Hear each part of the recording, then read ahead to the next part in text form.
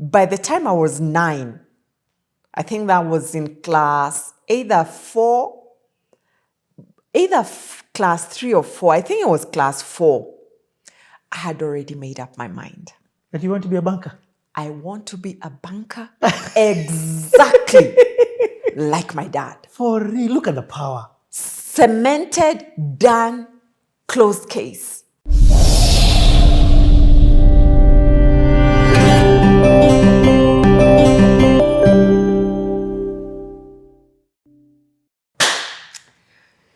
Ladies and gentlemen, boys and girls, welcome to another session of the Playhouse. Welcome to another CTA session. I'm super excited for today. I can feel the nervousness in the air. I say that because sometimes we plan CTAs for many days, months, sometimes even years before they happen. Sometimes you meet somebody and before you know it, you're seated next to them and about to tell to curate their life story. This is one of those ones that was unplanned and has happened real quick. Yes. And for that reason, there must be a reason. So the reason why I'm excited about this CTA is because I got to hear just a snippet of the lady in front of you's life story. And I was like, no, this one, my heart was just tagged completely. And it was just like, you have to tell this story to the world. You have to give her the opportunity to sit down and share her life story from beginning all the way up until today. So I'm excited about this one. I'm not even going to waste any time. We're going to get straight into this. So ladies and gentlemen, boys and girls, put your hands together. Aizo, of course, with me, for none other than Teresa Njoroge. Welcome. Wow. Yeah, that's how we do, me and Aizo. Wow. I love your authenticity. First of all, thank you so much for allowing us to come and film you here. We're going to be talking about exactly where we are. I know people may be wondering, what's that in the background? Yeah. What are you guys in a salon? What's happening? I'm telling you, there's such an amazing story behind each and everything that you're seeing. But we will get there when we get there. Yeah. How are you? I'm keeping well, thank you. I'm so grateful to be on CTA. Thank you. Thank you so much, Richard, for having me. Yeah. So the first time I bumped into you, I met you at Social House with Pastor Angie. Yes. And Pastor Angie looked at me and said, you need to tell her CTA. Yes. And I was like, okay. And Pastor Angie doesn't make mistakes. Indeed. Yes. Then the second time it was when you came to, you actually taught a class that I was in, Purpose and Leadership. At Purpose Leadership Forum. Yes. I think it was season 32? 33. So season 33. The special one. Yes. It was indeed a special class. Yes, no, it is. It is without a doubt. So, and now here we are today. Yes. Are you ready to start this? Oh my goodness. By the way, this is relaxed. You're just talking to me. Whenever I want to stop, eat grapes, have whatever, we are flowing. Yeah. I love it. I love it and I'm looking forward. Okay. Yeah. The first question that I come here with is the only question that I come. And then from there, we build up the story. Okay. Is when and where were you born? Okay. So I was born here in Nairobi in the late 70s. And immediately after I was born, in 1980, my dad got transferred to Nanyuki. He was working with the banking sector.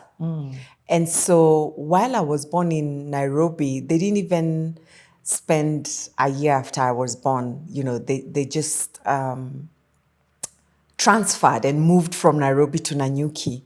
And so my growing up was in the Mount Kenya region.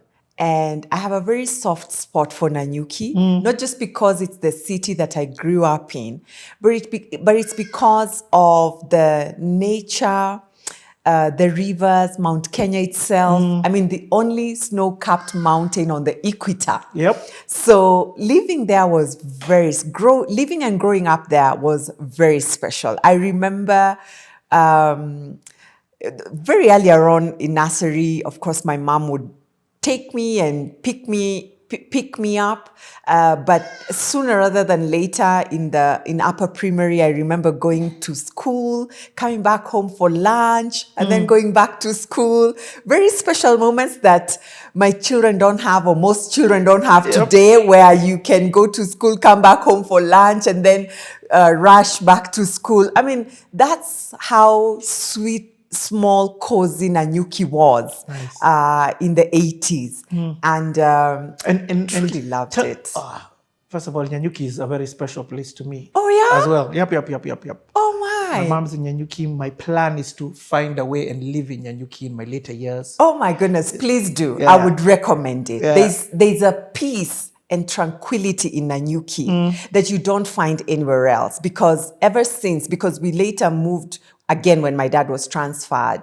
I think it was the mid 90s, in my teens.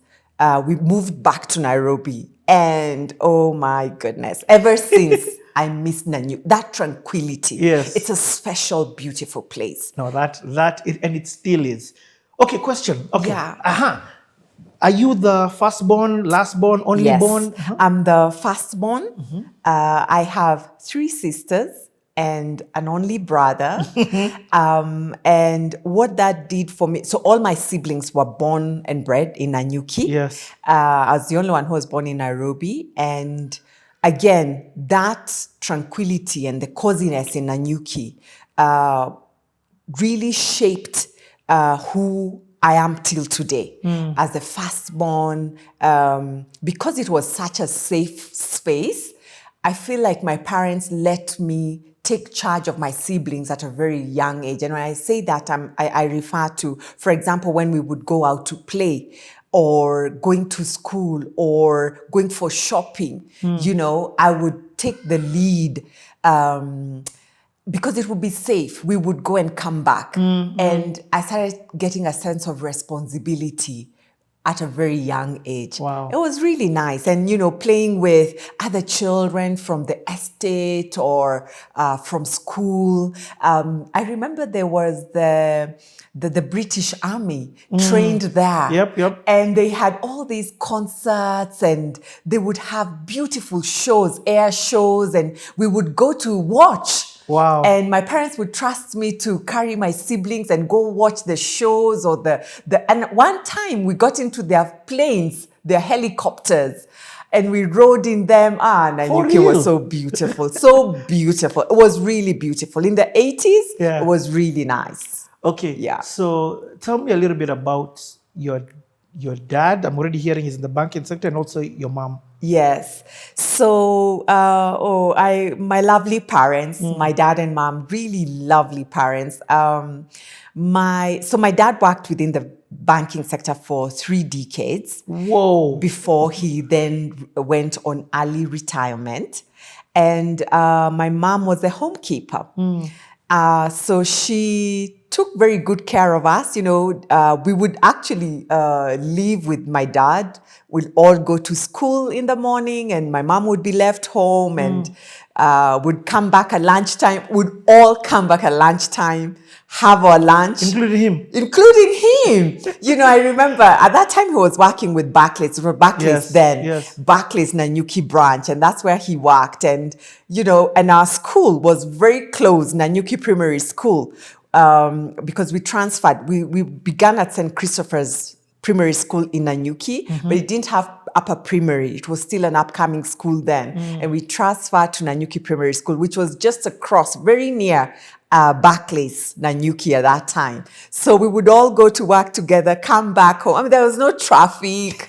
It was just, a little heaven on earth, because now living in Nairobi and being to some big cities, I can see the chaos. So I looking back, I truly enjoyed those moments. Would come back, have lunch, go back, he'd go back to work, and, we'd go back to school. And then in the evening, we were all home. And I truly, to date, treasure those evening moments, after you've had your bath and mom has made a delicious meal in the evening. So during dinner times, we're all together, and we would share how our days were. And my mom in most cases was a bit busy, but I remember, with just home stuff, just making sure we're all okay. And my dad would then give us the time to understand how was your day, support us with our homework. And sometimes he would, accord some time to go for a walk. And the walk would be, we'd go through pebbles at the Nanyuki River. It was so nice before we come back and wrap up the day. Those days, and I see the pressures in life today, but those days, simple. so simple. And you see, and I'm guilty as well, because we chase so much that we fail to accord precious moments to family, because 80s and all the way to the mid 90s were so precious because of the quality time that my parents intentionally gave us. And it has stuck with us throughout our lives. And I believe it's what built us, it's what made us who we are today. So those are you're my talking, parents. I'm just like, I want to go home to my daughter. Truly. Stop with this hustle. And I feel you. I'm in the same boat, because they come with all the homework and you're like, oh my gosh, when will we finish this homework? Because you know what you also need to attend to. So I understand the pressures today and I hear you, but those times were incredible. Even having my mom just spend those 2 decades just bringing us up. Wow. Wow. It's something that I can't afford today. Yeah. It's true. I can't afford that. But she afforded those 2 decades to just take care of all her 5 children and her home. What a blessing. What a blessing. Yeah, I'm loving the environment in which you are growing up in. What's the relationship like, first of all, with you and your siblings? And also tell me a little bit about Nyanyuki. You've already alluded to some of it in terms of the simplicity, the different activities happening, the cosmopolitan with the British. But just tell me about your siblings and also the environment. Yeah, so we've always had a very close-knit family relationship. Wow. We've really been close. I know that I have been a little bit hard because I tend to push. And I don't know where it came from, but I don't know whether it's just with firstborns. Oh my goodness, who sends us? But there's this standard from a young age, you kind of feel you want to set those standards. And I feel like it also comes from the parents. The standards they carry you, they set for you, the expectations that they have. And I feel that I overexerted that a little bit to my siblings, pushing them here and there. But we've always had an incredibly close-knit relationship with my sisters, with my brother. Of course, the normal being naughty here and there, the normal siblings fights here and there. I can remember it when we were doing our homeworks. Move, this is my space. Yeah. And, why are you wearing that's my skirt? And you look at that and you're like, wow, it really looks good on her. Tomorrow, you wake up and, oh my goodness, I can't find my skirt. I can't find, someone knows where it is. Just those normal growing up sibling squabbles here and there, but we've always been there for each other. Yeah. Always. Does that relationship still continue to date? That kind of relationship? Yes, it still continues today. Now, isn't that the power of the foundations that your parents set? Definitely.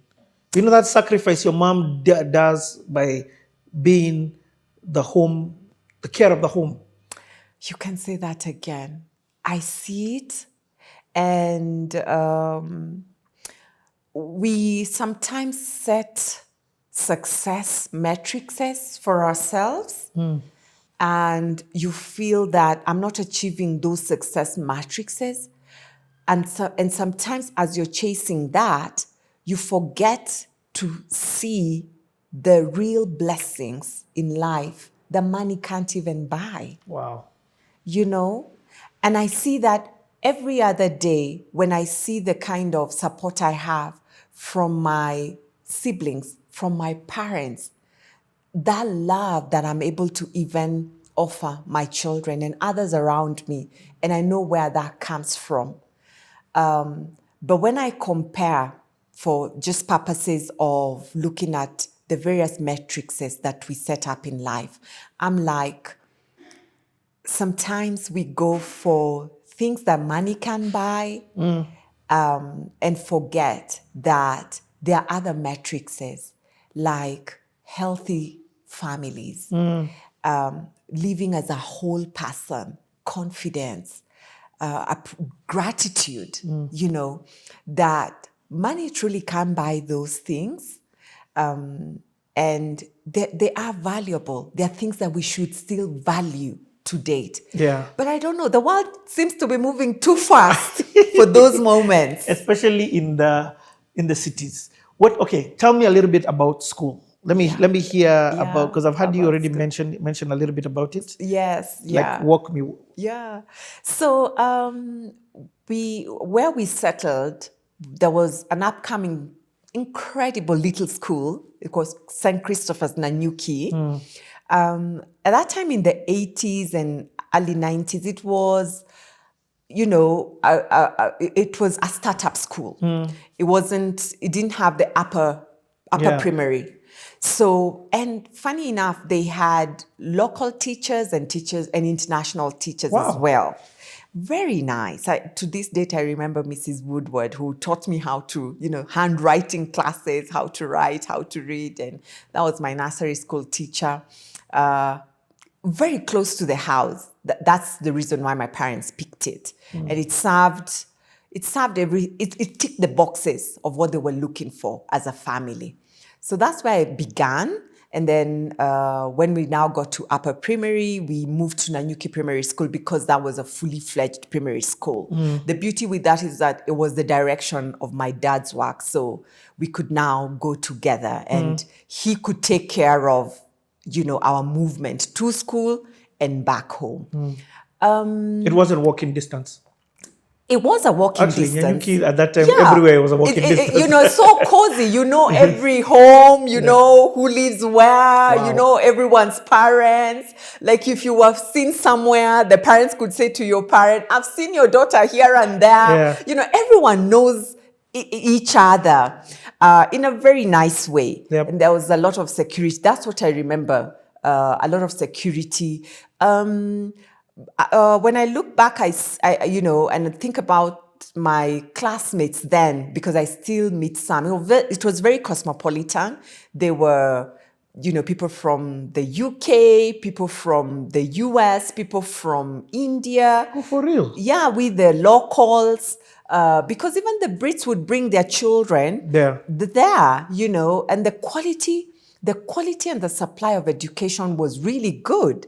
And it wasn't super private school. It was just a normal, ordinary primary school. But the quality and the supply of education was incredibly good, because I remember we would get our textbooks, you would really get good quality education. Wow. And the teachers, very engrossed, because the teachers as well knew our parents, and they would really work closely together, parents and teachers. It was a very close-knit community. Okay. But what those trips did for me, home to school, because sometimes Dad would first stop by work, and then just a few minutes take us to school.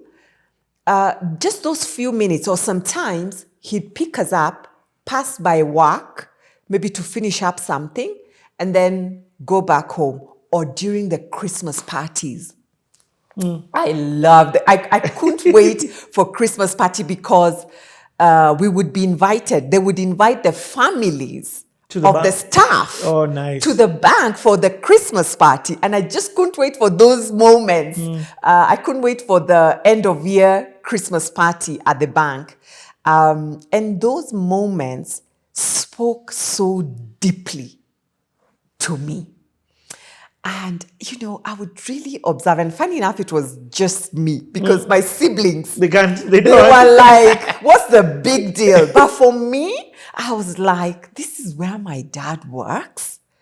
Wow. I'd really admire the way people carried themselves, the way they served people, the way they spoke to us, the way they treated us. It really spoke so deeply to me. And over and above the environment and how people behaved and how people were, I attributed where my dad worked to our life. So peaceful. Would never be asked about school fees. Was he the manager? He was mid manager. He wasn't the overall. He wasn't a branch manager. Wow. He was just a mid manager. Okay. Because I used to ask him those questions, and sometimes he would tell me, "I need, I need to talk to my boss. So I could tell he would have those conversations with us. So I even knew who his bosses were because we would go and we would meet them. As we grew older, we would know who the overall bosses And actually, were. at that time, it's the foreigners who are the bosses. Most of them. Most of them, yes. Most of them were the foreigners, I was like, this job is giving him a lot of stability, a lot of peace. But on the contrary, he'd say to me, it's very stressful. It's just what you're seeing. But for me, by the time I was 9, I think that was in class class 3 or 4. I think it was class 4. I had already made up my mind. That you want to be a banker? I want to be a banker exactly like my dad. For real, look at the power. Cemented, done, closed case. For real. That was a done deal. And no one was going to change my mind about that. Okay, I did see that one coming. By 9, it was already a done deal. I want to be a banker just like my dad. The environment he works in, that's me. I saw myself working there from 9. Wow. So every time he'd take us there, I knew deep down inside my heart, I will work here. I will. And I'd observe the ladies. I'd observe them. You were in internship from 9. At the age of 9. And I'd go to school knowing the reason why I'm at school is because soon I'll be working where my dad works. This story is insane. Okay, but are you? I mean, you've got some great motivation. Yeah. First of all, look at the power of a father. You know, small things like taking their children to work, showing them your lives, what you do, being honest to them. Yes. Your dad was honest with you and told you, hey, I'm not the boss here. Exactly. He even talked up. I'm hearing him communicate. My daughter is 9. Okay. So I can understand that communication. My firstborn is 9. I can understand that real talk communication with a 9-year-old. Like they're an adult. Yes. And they ask, there's so much that goes into the unconscious mind that will then show up later because now I can see it fully. How, as a 9-year-old girl, I was shaped by how he behaved, how he spoke, how he answered, the quality time that he gave. It's so powerful. It's so powerful. It shaped my foundation. Talking about shaping foundation, is your home, does it have the aspect of religion? Yes. Yes, very much so. So the person who held that baton was my mom. So mom comes in. Oh my goodness. It's not only your prayers, being baptized. So we grew up Catholics. We're a very Catholic family. Okay. And we've got, she held her sacred duties very seriously. By what time you need to be by when you need to be baptized, by when you need to have your confirmation, so you religiously, your Sunday school, your morning prayers, your evening prayers, Rosary. before the rosary. Oh my goodness me. We always say, let's massage our knees a little bit because My goodness, when it starts, we would look at each other because we knew Something is wrong. this will be a couple of hours. Oh my goodness. And she faithfully, the rosary, she was so faithful. On Sunday morning, even when my dad would laze around, my mom religiously, 5 children, bathed, cleaned in our Sunday best, and off to church we go. Whether dad is accompanying us or not. Tunaenda. We are off. That conversation, they'll have it later. But as for all the children, we're headed to church. And when we got to church, I remember very well, I'd hold my brother and we would be shown to Sunday school and then would come back. And I remember that's when I started learning about pilau, because she loved making the easiest meal, which was this pilau. It was rice and all this beef. And it was a very easy lunch Sunday meal. Yeah. And we'd all have that. And, then we get to preparing for the week. But she was, and not just during that primary time, all the way to high school. I mean, she's always been that person in the family to date and you didn't go to church today. And she's really built my faith in a very deep manner from when I was young. Okay. And over and above that, she was the disciplinarian of the family. And I think because she had quite a lot of time to attend to the details of what you've not done, what you need to do, and training you, whether it's homekeeping things, she had the time. So while we would get away with a lot with my dad, I mean, he wasn't so much into the details. And that's how we could get away with a lot with him.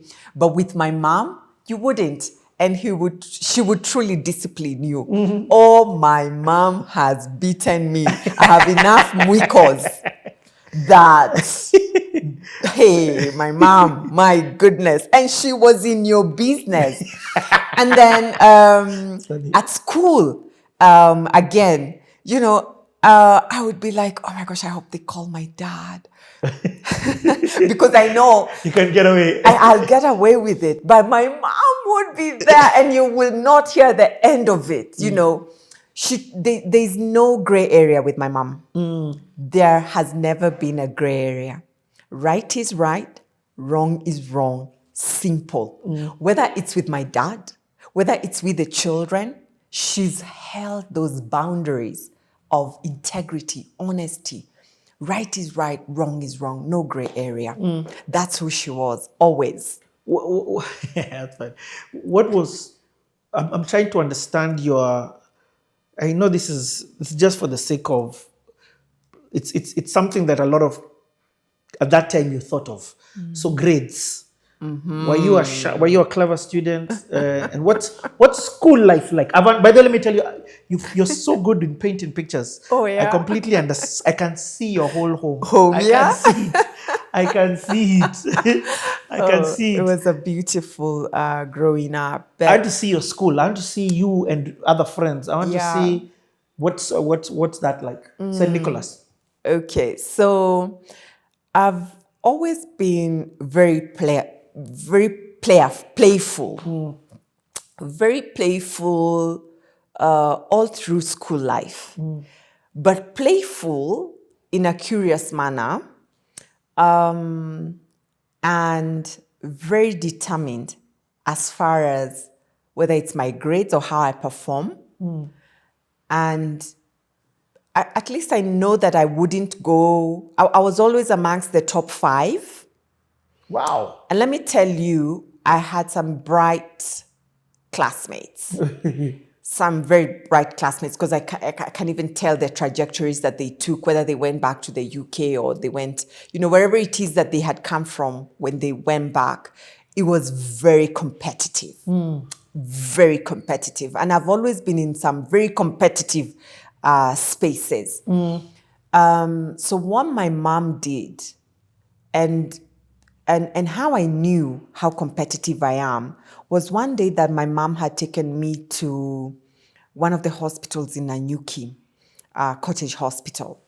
And they say to her, there's a particular medicine that they had prescribed and they didn't have it. And I remember overhearing my mom say to the pharmacist, whatever it takes, I have to get it for her, because I have never seen her lower what she has committed to do. She's a very determined lady. So I had her have that conversation with the pharmacist. About you? About me. And I had never had my mom speak about me in that way. And that lit a bulb in me. That's who I am. So determined. And once I set a bar, I will do whatever it takes not to go lower than whatever I have set. And she was saying to this pharmacist, whatever it takes to get that particular medicine, especially knowing who she is.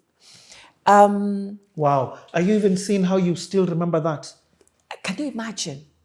And I remember it very well because it was a school day and there weren't many people at the waiting area where I was waiting as my mom got me the medication. And she's having this, and she's not like talking loudly. Yeah. She's just having this conversation with this pharmacist that if this medicine is not around, tell me where I can go get it. Whatever, and those were her words, whatever it takes, I have to get it for her because of who she is. And I could hear, I heard her. I heard her as I was waiting for that medicine.